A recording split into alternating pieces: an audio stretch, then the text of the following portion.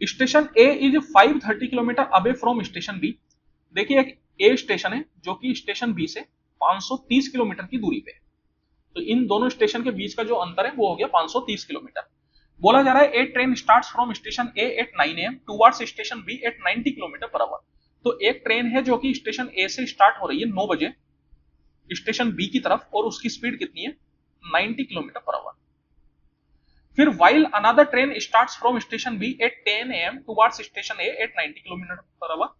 तो 10 बजे station B से एक ट्रेन स्टार्ट हो रही है, वो भी 90 किलोमीटर पर आवर की स्पीड से ही चल रही है।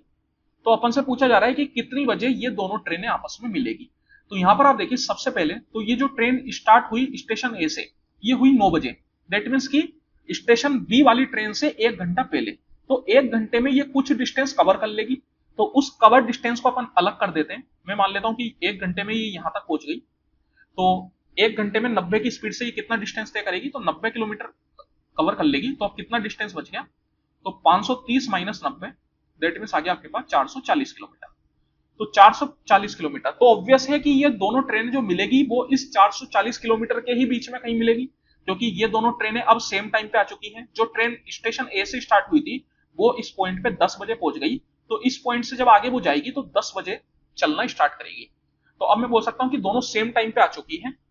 तो यहां पर कितनी देर में ये मिलेगी, इसको निकालने का डायरेक्ट तरीका होता है time equal to distance upon speed. Distance हो जाता है दोनों के बीच का डिस्टेंस जो कि है 440 किलोमीटर, और स्पीड अगर वो सेम डायरेक्शन में चल रही है तो रिलेटिव स्पीड जो है वो उन दोनों का सब्ट्रैक्ट डिफरेंस हो जाता है, और अगर वो अपोजिट डायरेक्शन में चल रही है तो रिलेटिव स्पीड उन दोनों का सम हो जाता है। यहां पर अपोजिट डायरेक्शन में चल रही है तो रिलेटिव स्पीड क्या होगा, इन दोनों का सम हो जाएगा, दैट इज 90 प्लस 90 मतलब 180।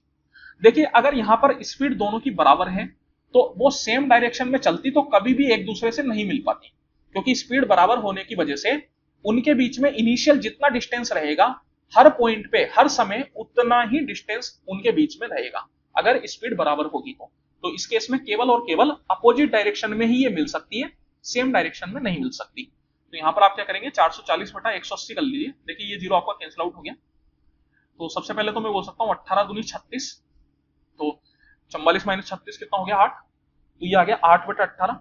8 बटा 18 को अगर मैं मिनट में चेंज करूँ तो 8 बटा 18 इंटू 60 में कर सकता हूँ, फिर 6 से 3 बार में, 6 से 10 बार में, तो ये आ गया 80 बटा 3, तो ये हो गया आवर। और 80 बटा 3 का मतलब क्या हो गया, तो देखिए 80 बटा 3 का मतलब हो जाता है अपने पास 3 का 27 बार में 81 होता है, दैट मीन 26 बार में जाएगा। तो ये हो गया 26 मिनट, और 26 ये कितना होता है, तो 60 प्लस 18 मतलब 78, और 80 माइनस 78 करूंगा तो आएगा 2, दैट मीन 2 बटा 3 रह गया। इस 2 बटा 3 को मैं सेकंड में चेंज कर लेता हूं, तो उसके लिए 60 से फिर मल्टीप्लाई कर देता हूं, तो 3 का 20 बार में 20 दूनी 40, दैट मीन्स कि 2 घंटे 26 मिनट और 40 सेकंड बाद मिलेगी। और कितनी बजे से, 10 बजे से, क्योंकि यहां पर अपन जो बात कर रहे हैं वो 10 बजे से कर रहे हैं। तो 10 बजे में जब आप 2 घंटे 26 मिनट और 40 सेकंड जोड़ेंगे तो कितनी बच जाएगी, 12 बज के 26 मिनट होके 40 सेकंड, ये टाइम आपका हो जाएगा, दैट इज कितना, ऑप्शन नंबर 4।